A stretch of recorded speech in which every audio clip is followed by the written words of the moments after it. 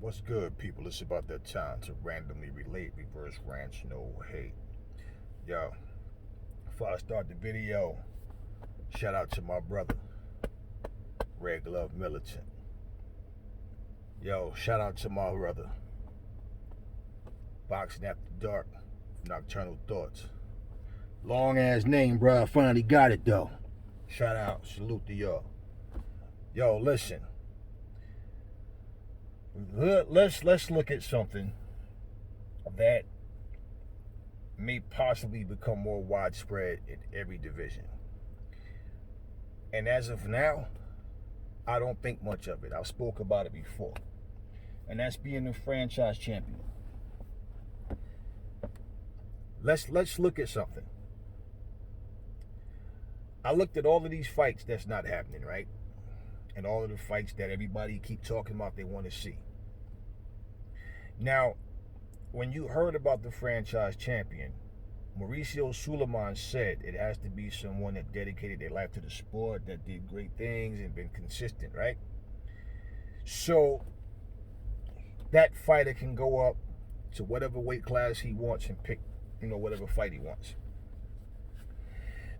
And out of all of those fights, I look at this, right? And I like Canelo Alvarez as a fighter, but when he beat Kovalev, I thought he should have beat Kovalev. Simply because I saw things in Kovalev that I felt like, I thought Kovalev was a good, strong fighter, but I never saw him the way everybody else did. And I looked at Canelo's hand speed and his movement, and even though it wasn't a dominant performance, it was just really a back and forth. It looked like a sparring match, man. Like, it wasn't really much going on until Canelo knocked him out. And the fact that Kovalev allowed Canelo to walk him down. He didn't fight like he was the big man. Canelo fought like he was the big guy. Work off your jab. Keep it long. Give him nice, strong, stiff shots. I didn't see any of that. And I said, you know what? He can't handle movement. Kovalev can come back right now and look like how he used to look. Give him the right opponent. If you stand right in front of Kovalev and there's not much going on, and understand, people was giving him so much respect because you heard about how strong the jab was. Just his jab alone. Canelo didn't care. Canelo just walked him down. So, when I looked at the way Canelo fight and I looked at Kovalev, when I knew that fight was going on, I said Kovalev should win if you look at their physical attributes. But ability, I'm going Canelo. Okay. At the same time, still no Benavidez fight. No Charlo fight. No Andrade fight. No Billy Joe Saunders fight. No Joe Smith fight. I'm just looking at the fights that we could see. Hell, I'd have rather see. I mean, look, Jared Hurd, Rosario, these guys, J-Rock, there's a lot of guys out there.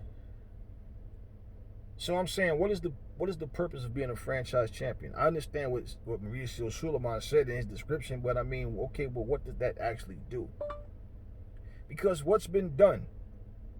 Sorry, I don't understand. Pause. What's been done by making Canelo the franchise champion? And the same thing when they was saying, it was a possibility that they may even make Tyson Fury a franchise champion, but I said, well, how in the hell would that work for a heavyweight? What weight class you gonna go up to? There's no super heavyweight. You're not gonna drop down. And that's part of the reason why I feel like, and I've thought about it, and I said, well, now, wait a minute. Tony Bellew is trying to, they're putting him in charge of this super cruiserweight division. And guess who it just happens to be, he's a part of the committee of what? The WBC. And they're the ones with this franchise champion stuff. I don't think much of it. I never did. And I still don't think much of it now. And I'm like, I don't hear anybody talking about this. But what is the purpose of a franchise champion if you're still not fighting the guys that we want to see you fight? And like, I don't know. I feel like that plan wasn't well thought out. So I don't know how effective they really thought this thing was going to be. If this wasn't an act of favoritism and this was like a business move, I mean, being franchise champion just seems useless to me. First off, it's weird because there's no actual title belt. There's a sanctioning fee though. And if you lose a fight, you don't lose the title of franchise champion. So if this is not a favoritism thing, because first off, you choose people. Now, they don't have to accept it, but the fact that you come to somebody and you're saying it's because of what they brought to the sport, okay, but what's happening? What's any different with Canelo than any other fighter in terms of who he's fighting? I don't see any difference. Like, what's different about saying I'm the franchise champion? Okay, and so who have you fought since you've been franchise champion? So what if the WBC decides to do the same thing? The WBA, the IBO, what if they all decide to get some kind of champion that represents their stable? Because this could be a trendy thing. Then what? You know how like back in the day there was only one champion in every division? And then all of a sudden you got another belt, and then another belt, and then another belt. And then every division started doing the same thing, right? So what if we just start getting a bunch of franchise champions? Whether they call it franchise champion or not, bottom line, what if each sanctioning body has some kind of champion that's just basically their champion? What does that do? Like, how is this helping boxing any kind of way? So I was thinking about that, and I'm like, well, I understand what his purpose of okay, he explained what his purpose of making a person a franchise champion. But I mean, what is it doing for boxing? I don't see anything that's happening. I'm different because, like I said, the fights that we want to see, still we haven't seen them, right? So okay, so I'm franchise champion. I'm gonna go up and I'm gonna fight this guy. I mean, so basically, like, what are you giving him a schedule to where, you know what? I want you to go from whatever weight class you can make, as low as you can go to as high as you can go, and I want you to fight nothing but the best fighters there. No, he can fight who he wants.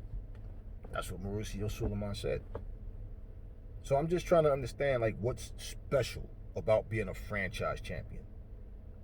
Because to me, there's nothing special. And if it wasn't an act of favoritism, then, and it was a business move that, okay, I see this for the future, that this is going to be better for boxing, I would love for somebody to just show me something different. Show me how making someone franchise champion. I mean, I'll tell you something that they did with Lomachenko that I didn't like. And I just feel like this was some bullshit, man. Like, I remember I was looking at Lomachenko's record, and I know I saw a loss on Lomachenko's record. And then all of a sudden, I looked and I didn't see that loss. So I'm like, wait a minute. And then I come to find out that they took the loss off his record. I mean, I knew this for a while now, but I'm saying when I saw that, I said, wait a minute, hold up. Wait a minute. And then they was comparing him to Floyd, saying he would have beat Floyd, he was better than Floyd, and he's this, he was that, and oh, dream match between him and Manny Pacquiao. And I'm looking at this and I'm like, wait a minute. Is that part of being a franchise champion, that you lose and they take a loss off your record? As good as Lomachenko is as a fighter, y'all don't think that that's a sucker's move? That you took a loss off of a man's record? Now, when I use the word favoritism, you tell me that's not favoritism? Think about it. What was the purpose of taking the loss off his record? And if he's a franchise champion, right, then what does that mean? Oh, so if you're a franchise champion and you got a loss, we'll take it away? What is... No. I don't get any of it. And the crazy thing about it is, for the people that they're not saying anything about it, like, do y'all understand the point? What I'm making is, how do you just make someone a champion? And then basically, they can't lose their title. It's not a physical title, but there's a sanctioning fee. Then you say it's not favoritism, it's a business model that we want to push to increase the sport of boxing. How? If a guy wins a fight, but you think he lost, right? People are like, they're like hell bent on trying to express, nah, he really lost. As far as I'm concerned, he got one loss. It don't change anything, right? But now just imagine the guy actually had a legitimate loss and it was taken away from him. Why? So I'm trying to understand what they're doing to try to make boxing better by doing stuff like that. So anyway, I'm not going to dwell on it too much longer because it is what it is. But I think that's whack. I don't see how being a franchise champion helps anybody. And if they're going to try to do that, let's say with the cruiserweights, okay? Because think about it. Now this is 3-weight divisions. Because a lot of cruiserweights, think about this, a lot of cruiserweights walk around well over 200 pounds. They might be 215, 220, and they're coming down to fight at cruiser. So think about it. They'll be able to go from cruiserweight to super cruiserweight to heavyweight. And I straight up believe, I strongly believe that's what they're trying to do. So even when I heard them talking about possibly, like, let's say, for example, if Dylan gave his WBC title up, no, not Dylan, White, when he was saying, when Fury said, if they try to force me to fight Dylan White, hell, I don't need titles. I already had titles. Titles don't make me, right? And I remember them even saying that, hey, maybe they'll make Tyson Fury franchise champion.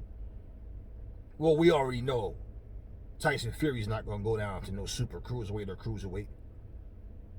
So how would that benefit anybody?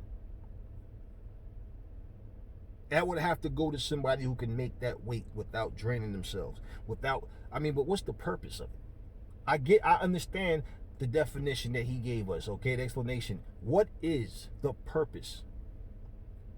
Meaning, you say one thing, but you do something else. What is the purpose of a franchise champion? Anyway, look, y'all let me know. I know what I think. Let me know what y'all think. Look, never fall in love with lies. And remember, the truth brings hate out of people. I will catch y'all on the next video.